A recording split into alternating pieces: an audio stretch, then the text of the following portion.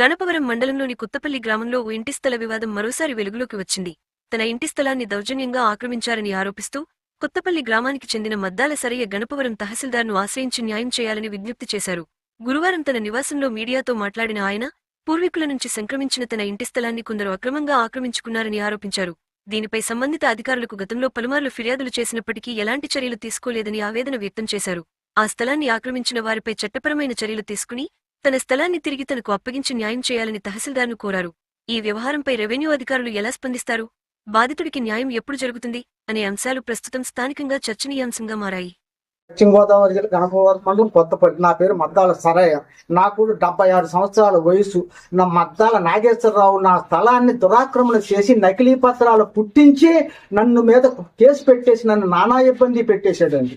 పెట్టేస్తే ఆ కాగితాల గురించి నేను ఈఓపీఆర్టీ గారు కూడా ఆయనకే సపోర్ట్ చేసి నా మీద కేసు కట్టించాడండి. వెంటనే దీన్ని మీరు దయించి తహసీల్దార్ గారు దీన్ని విచారణ చేసి నేను ఆంధ్రప్రదేశ్లో తిరగను ఊరు లేదు, తిరగని అధికారి దగ్గరికి లేదు. ఏ అధికారి దగ్గర పెట్టినా పోలీసు వాళ్ళు వస్తే ఏం చేస్తారో, ఎంఆర్ఓ వస్తే ఏం చేస్తాడో, లేకపోతే జిల్లా జాయింట్ కలెక్టర్ వస్తే ఏం చేస్తాడని సవాలు చూస్తున్నారండి నా దగ్గర. అది కూడా నేను రుజువు చేస్తాను. పైపు దొంగ పైపు పెడితే పంచాయతీ వారు ఏం చేయలేదండి.